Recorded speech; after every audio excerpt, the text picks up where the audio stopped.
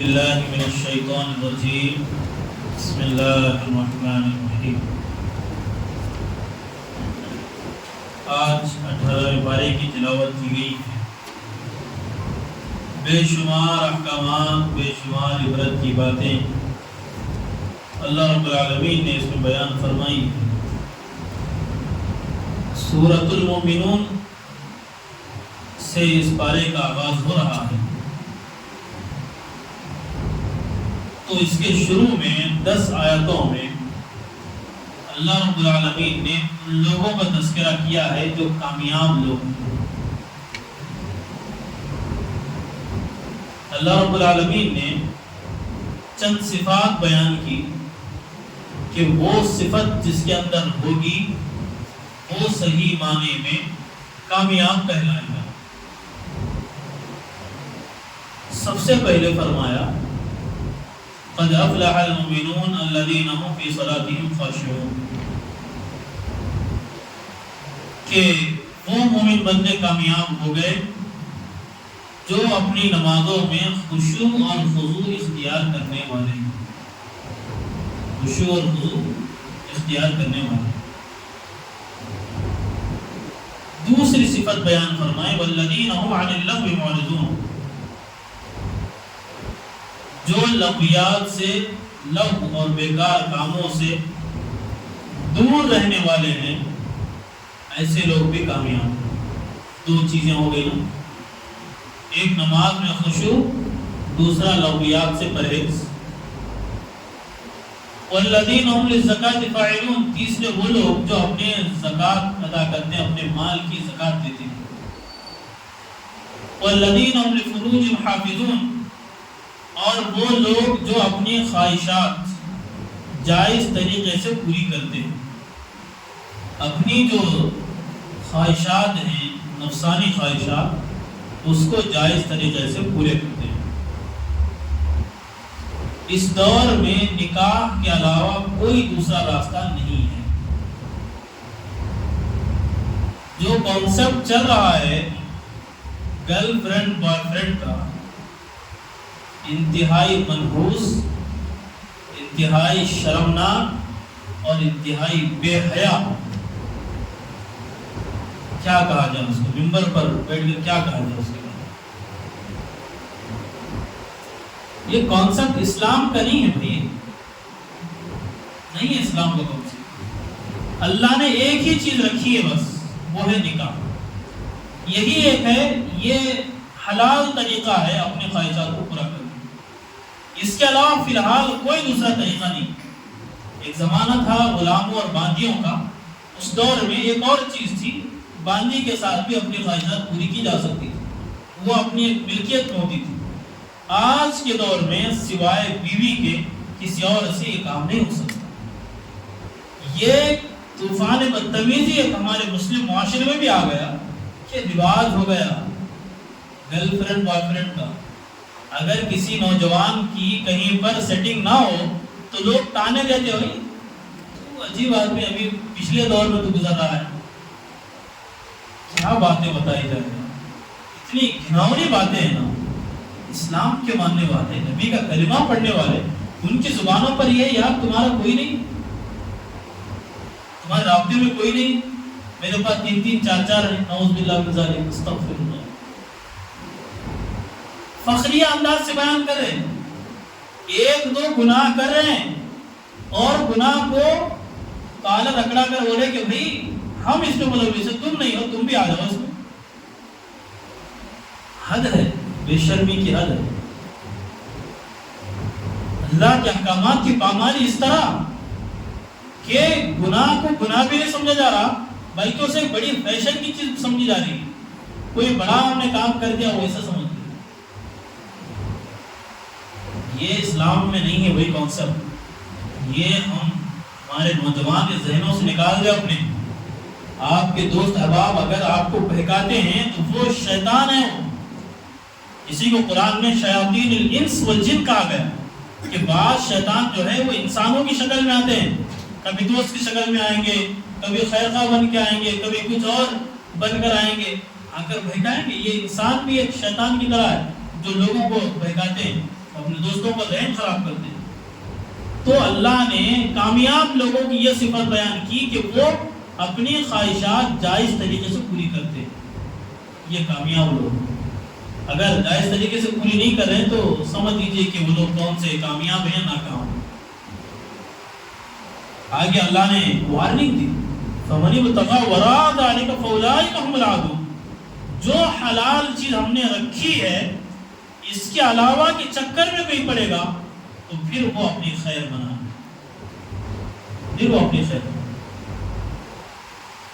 فَأُولَٰئِكَ هُمُ الْعَادُونَ. یہ وہ لوگ ہیں جو اللہ کے لیمٹس کو کراس کر رہے ہیں اور اللہ کے لیمٹس کو کراس کرنے کا انجام کیا ہے یہ تو اچھی طرح معلوم ہے. یہ جو بے حیائی کا ماحول ہے اس کو ہم ختم کریں. ہم یہ نہیں کہہ سکتے بھائی مولانا ہم کیا کر سکتے ہیں. ہم جو کر سکتے ہیں وہ کرنا چاہیے ہمیں. ایک جگہ آگ لگی ہے ہم تماشا تو نہیں دیکھیں گے نا. ہم سے جو ہو سکتا ہے 1 بالٹی 2 بالٹی بکیٹ تو جا کر ڈالیں گے ہم پانی وہاں پر. 1 بکیٹ تو پانی ڈالیں گے جا کر 1 بالٹی پانی تو ڈالیں گے. بھائی ہمارے بس میں کتنا ہے اتنا تو روکنے کی کوشش کریں. ہم دوسروں کو نہیں روک سکتے کہ کم سے کم اپنے دوستوں کو ہم روکیں کہ بھائی اس بے حیائی سے بچے رہو. آج عجیب ماحول ہر جگہ دیکھنے کو نظر آ رہا ہے. اسکول پڑھنے کی چیز ہے, پڑھنے کی جگہ ہے, اسکول کالجز پڑھنے کی جگہ ہے, یونیورسٹیز پڑھنے کی جگہ ہے, لیکن آج کیا ہو رہا ہے وہاں پر؟ پڑھائی تو ہو رہی ہے لیکن اس کے ساتھ کیا بے حیائی کا ماحول وہاں پر بنانے کی کوشش کی جا رہی ہے. افسوس ہوتا ہے. آج دور مت جائیے, آپ ہمارے گاؤں کا سروے کیجیے, ایسے واقعات ہم سنیں روح کانپ اٹھتی ہے. ایسے واقعات سننے کو ملے. کیوں بھائی؟ دینداری نہیں. دینداری کیوں نہیں بھائی؟ دین کی مجلسوں میں بیٹھنا نہیں ہے, دین کے حلقوں میں ہم بیٹھنے کے لیے تیار نہیں ہیں, دین سیکھنے کے لیے ہم تیار نہیں ہیں. بس موبائل ہے وہی سب کچھ ہے. جو بھی چیز سمجھ میں نہیں آئے موبائل میں سرچ کرو معلوم ہو جائے. اللہ نے اگر صرف سرچ کر کے پڑھنا ہوتا تو اللہ صرف یہ قرآن اتار دیتا, بس کافی تھا. اللہ نے قرآن کے ساتھ صاحب قرآن کو بھیجا, اس قرآن کو سمجھانے والے کو بھیجا.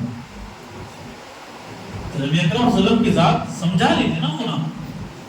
تو اگر صرف گوگل کافی تھا تو اللہ صرف قرآن اتار دیتا تھا کہ بھائی تم اپنے اعتبار سے پڑھ لو اور سمجھ لو. تو نبی کو بھیجنے کی کیا ضرورت تھی بھائی؟ تو ضرورت تھی, لوگ بہک سکتے تھے. اسی لیے پہلے پارے میں یہ بات آئی تھی کہ یہی وہ قرآن ہے جس کے ذریعے بہت سے لوگ ہدایت پر بھی آتے ہیں اور اسی لیے گمراہ بھی ہوتے ہیں, اسی قرآن سے. تو جب تک ہم قرآن کے ایکسپرٹ سے قرآن کو نہیں سمجھیں گے, دین کے ایکسپرٹ سے دین کو نہیں سمجھیں گے, تو کیسے ہم دین کو سمجھ پائیں گے؟ جب ہمیں کوئی بخار ہوتا ہے تو کس کے پاس جاتے ہیں؟ انجینئر کے پاس. کہاں جاتے ہیں بھائی؟ ڈاکٹر کے پاس جاتے ہیں. کیوں؟ بخار کے علاج ڈاکٹر کے پاس ہے. گھر بنانا ہے تو کس کے پاس جاتے ہیں؟ انجینئر کے پاس جاتے ہیں. وہ اسٹرکچر بنائے گا کہ کالم کتنے کا ہو, کہاں پر کھڑکی آئے گی, کہاں دروازہ آئے گا, وہ اس کو معلوم. اور ہم دین سیکھنے کے لیے جب باری آ رہی تو ہم گوگل سے تلاش کریں. گوگل ہم کو بتائیں. آپ کو پتا ہے کہ گوگل میں بہت ساری ویب سائٹس ایسی ہیں جو اسلام کے نام پر قادیانی چلا رہے ہیں. آئے گا اردو ہی وہاں پر, لیکن اس کو ماڈریٹ کون کر رہا ہے؟ قادیانی کر رہا ہے. بہت ساری ویب سائٹس وہ ہیں جن کو یہودی چلا رہے ہیں, اور آپ کو وہاں پر اردو میں ہی آئے گا, اسلام کی معلومات ہی آئیں گی, لیکن اس معلومات میں ایک چیز ایسی آ جائے گی کہ وہ پڑھنے سے پھر ہمارا ایمان باقی نہیں رہتا. ایسا ایڈ کر دیا انہوں نے اس چیز کو. اسی لیے ہم دین کو اگر سمجھنا ہے تو ہم علماء سے جڑیں, مدارس سے جڑیں, دینداروں سے جڑیں, ہم تب جا کر بات سمجھ آئے گی. آج ہر ایک آدمی کو شوق ہے, ریسرچ سینٹر بنا ہوا ہے ہر آدمی. کوئی بھی ایرا غیرہ اٹھا, نہ اسے دین کو پتا ہے نہ قرآن کا صحیح طور سے پتا ہے, لیکن وہ بھائی کیا ہے بھائی اسلامک اسکالر بن گیا. سوشل میڈیا کا دور ہے, کچھ بھی بگو آدمی مشہور ہو جائے گا. یہ چیز نہیں. دین سیکھنا ہے علماء سے، اولیاء سے. صلحاء بیٹھے ہیں آپ کی خدمت کے لیے، مسجد کا امام ہے آپ حضرات کی خدمت کے لیے، ہم ان سے دین سیکھیں، ان سے مشورہ کریں. بھائی کون سی ویب سائٹ ہم دیکھ سکتے ہیں، کون سی ویب سائٹ نہیں دیکھ سکتے، یہاں مشورہ ہو. تو یہ جو بات آئی کہ دینداری ہمارے اندر بہت کم ہے، جس کی وجہ سے ایسی بے حیائی کے کام ہمیں دیکھنے کو مل رہے ہیں، تو ہم اس سے بچیں، خود بھی بچیں، اپنے گھر والوں کو بھی بچائیں اور اپنے دوست احباب کو بچائیں. یہ ہماری ذمہ داری ہے. کلکم راع وکلکم مسئول عن رعیتہ. ہر ایک ذمہ دار ہے اپنے ماتحت کا. دوست کا ذمہ دار ہوگا، باپ بیٹوں کا ذمہ دار ہے، استاد شاگردوں کا ذمہ دار ہے، ایک حاکم اپنے رعایا کا ذمہ دار ہے. ہر ایک کو ذمہ داری ہے. اور ایک امام مقتدیوں کا ذمہ دار ہے کہ ان کی امام کی فکر کون کرے گا؟ امام کرے گا، ایک عالم صاحب کریں گے، یہ ان سے پوچھا جائے گا. تو یہ بات ہے کہ کامیابی کی ایک صفت یہ ہے کہ اپنی خواہشات کو جائز طریقے سے پورا کرتے ہیں. یہ جو کانسیپٹ چل رہا ہے بے حیائی کا، اس کو ٹائٹل دیا جا رہا ہے، اچھے اچھے ٹائٹل دینے کی کوشش کی جاتی ہے، وہ سب بیکار ہے. اس میں تماشا یہ ہوتا ہے، بعض مرتبہ ہمارا بھی کئی نوجوانوں کو روکنا ہوا، ہمارے کو کیا بات ہے معلوم نہیں، وہ صاحب وہ سچی محبت ہے. سچی محبت ہے تو بھائی وہ نکاح کرنا تب ہوتی ہو سچی، نہیں تو ایک نمبر کی جھوٹی رہتی ہو. بھائی جب دو لوگ اللہ کے خلاف، اللہ کے حکم کے خلاف جمع ہو رہے تو اس کو سچائی کا نام دیں گے، بھلائی کا نام دیں گے. نام دینے سے کچھ چیز بدلنے والے تو نہیں. شراب کا نام ٹانک رکھنے سے کیفیت بدلتی ہے اس کی؟ شراب بسم اللہ بول کے پیے تو جائز ہو جاتی. ایک ہی طریقہ ہے بھائی، وہ ہے نکاح. گھر والے نہیں مان رہے، وہ سب منواؤ. فون لینے کے واسطے کیسا جھگڑے کرتے، مجھے بڑا فون ہونا، وہ ہونا، گاڑی ہونا. تو نکاح کے واسطے کہیں بھی نہیں کر سکتے ہو. اپنے پیر پہ کھڑے ہو، گھر والوں پہ بوجھ مت ڈالو، پھر خواہشات. یہ ہے اعتدال کی چیز، درمیانی چیز یہ ہے. نہ ادھر بوجھ ہو نہ ادھر بوجھ ہو. بھائی اپنے پیر پہ کھڑے رہو، پھر خواہش کرو، پھر مشورہ کرو، پھر ماں باپ کے سامنے بات رکھو. کیسے نہیں مانیں گے؟ تو یہ ہمارے نوجوانوں سے گزارش ہے کہ بھائی اس چیز سے بچیں. یہ بہت معمولی چیز ہم سمجھ رہے ہیں، معمولی نہیں ہے. یہ مرنے کے بعد معلوم ہوگا کیا ہے وہ. اسی لیے جو دین ہے نا، اس پر چلیں. عافیت کامیابی اللہ نے دین میں رکھی ہے، صفات اللہ نے بیان کی. اور آگے ایک صفت اللہ نے بیان کی، والذین لِأَمَانَاتِهِمْ وَعَهْدِهِمْ رَاعُونَ. جو امانتوں کو پاس لحاظ رکھنے والے ہیں اور جو امانت میں خیانت کرنے والے نہیں ہیں. اور جو لوگ وہ ہیں جو اپنے وعدوں کو پورے کرنے والے ہیں، وعدہ پورا کرنے والے، امانت میں خیانت نہ کرنے والے. یہ وہ لوگ ہیں جن کو اللہ نے جنت کا سرٹیفکیٹ دے دیا. والذین هم علی صلاتهم یحافظون. اخیر میں اللہ نے کہا اور وہ لوگ بھی کامیاب ہیں جو نمازوں کو پابندی سے پڑھنے والے ہیں. نمازوں کی پابندی بھی آئی ان صفات کے اندر. دیکھیے ایک مرتبہ اجمالی طور سے ہم کل ہے. پہلی چیز ہے نماز میں خشوع اختیار کرنے والے، اخلاص کے ساتھ پڑھنے والے. دوسرا لغویات سے بچنے والے. تیسرا زکوٰۃ دینے والے. چوتھا اپنے خواہشات کو جائز طریقے سے پورا کرنے والے. پانچویں اپنی جو وعدے ہیں ان کو پورے کرنے والے.